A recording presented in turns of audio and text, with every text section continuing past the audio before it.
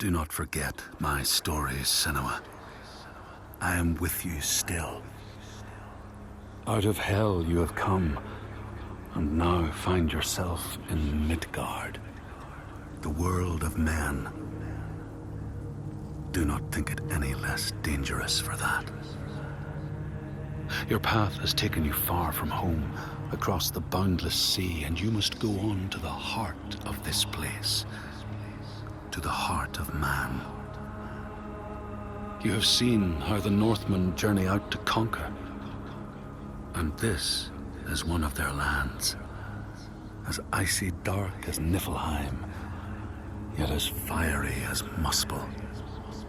It has not long been claimed, and they try still to tame it.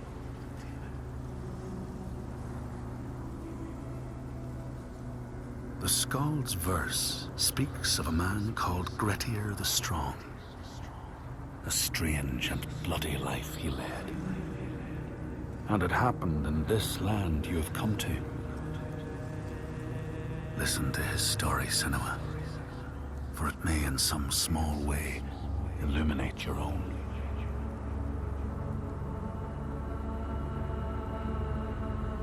The Skalds say that in Grettir's time, a nearby farm was plagued by hauntings. A shepherd called Glamour was killed by some evil force, found dead in the snow, bloated and black.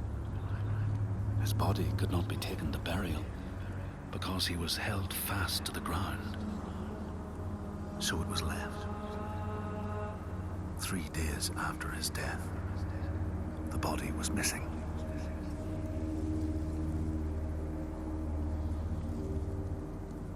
The Skalds tell how the revenant Glamour roamed the settlements, terrifying all those who lived there. Each one he killed, in turn, rose to walk beside him. Thus, evil begets evil. But the man Grettir was proud and overbearing, and thought the Droiger no match for his strength.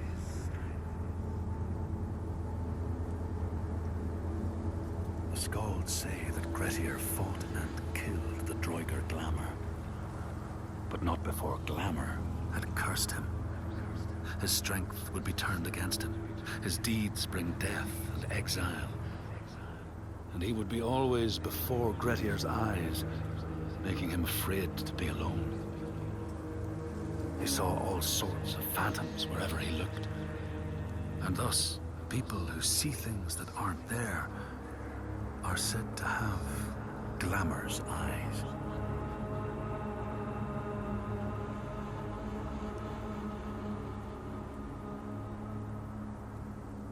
The Skalds tell how in the time of Grettir's kinsman Thorgrim, there was a terrible famine. No crops could be grown, and the fish fled the nets. It lasted years, and the people were desperate. There was no respite even in spring, since terrible gales from the north would rise up and set in for weeks. This is a cold and unforgiving land, Senua.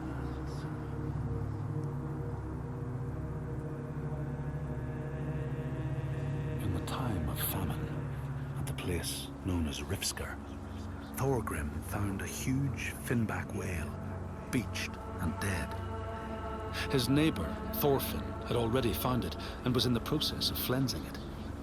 But Thorgrim claimed it as his own. Thorfinn said he would not give it up without a fight. If that's what you want, Thorgrim said, let it be so. And he launched a blow at Thorfinn, cutting off his head in one strike.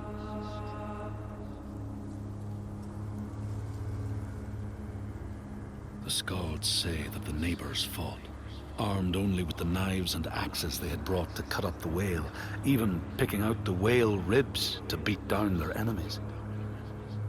Thorgrim's men had loaded their boats with whale meat, but as they went to leave, one of their opponents struck Thorgrim's brother a fatal blow. And this is how hunger fates desperate men to come to blows, striking out against one another to survive.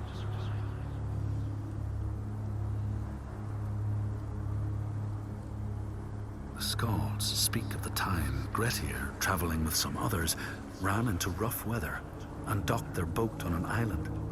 They had not brought fire with them, and the merchants complained bitterly. Seeing a great fire blazing on the other side of the strait, Grettir said he would swim over to fetch it. He took off his clothes and struck out across the water, wearing nothing but a cloak.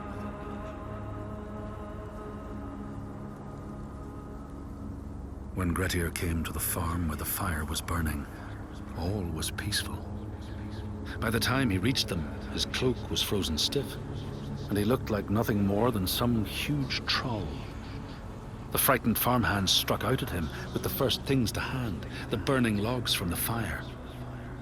Grettir fought them off and got the fire he sought. But the sparks from the logs spread fire all over the house, and nobody survived the blaze.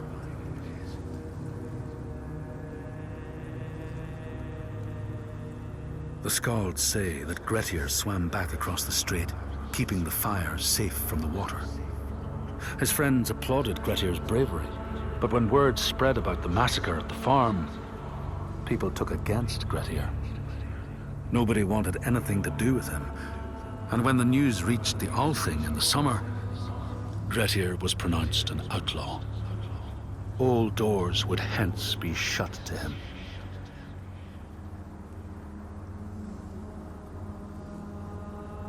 The Skalds speak of how Grettir, now an outlaw, took rest on the island of Haramsoi with a man called Audun. Grettir saw a great yellow glow like a fire rising from the ground. Audun told him it was coming from the burial mound of Kar the Old, who ever since he died had haunted the island, and warned him to stay away.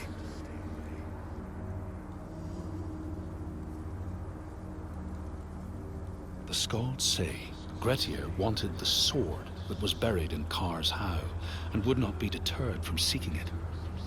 He broke the mound open and started digging until he reached the timber props. By this time it was night. Audun warned him again not to continue, but Grettir threw down a rope and went inside the mound. No light penetrated it, and it reeked of death. But he persisted in exploring.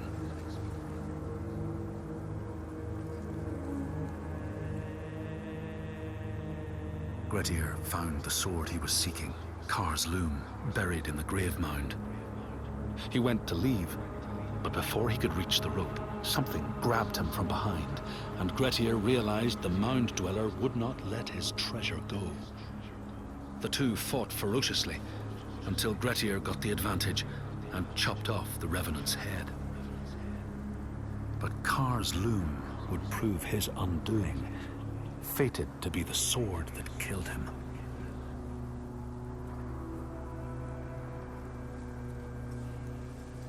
The Skald's verse tells how Grettir made many enemies with his proud and overbearing nature. Always quick to anger, his strength and fighting prowess meant that even the most trivial of quarrels met a fatal end.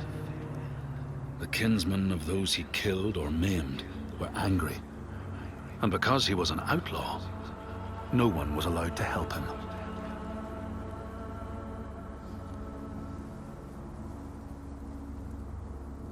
The outlaw Grettir fled to the island of Drangi. His enemies knew he was there, but he was still so strong and fierce, nobody could shift him. Thorbjorn, first among his foe, sent his foster mother to see Grettir. She was a Seithkona and very wily. She enchanted a tree branch and sent it to wash up on Drangi. Grettir tried to cut it up for firewood, but his axe flew back and struck him in the leg. The wound blackened and festered, and Grettir feared his time was close.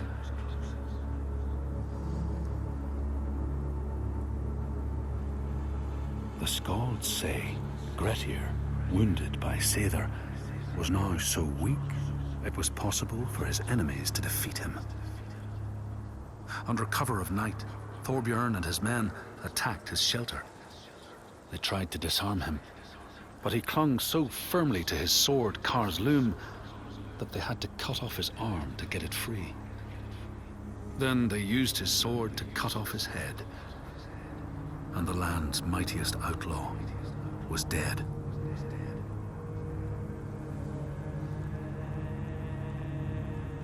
As the Droigar glamour had predicted, all Grettir's brave and fine deeds brought him misery. So fate makes prisoners of us all. But it was Grettir's nature that made him fight the Droigar, and Grettir's nature that led to blood feud and exile. So what is truly our prison, Senua? Is our path ordained, and we powerless to change it? Or do we blame uncertain powers for what we ourselves ordain?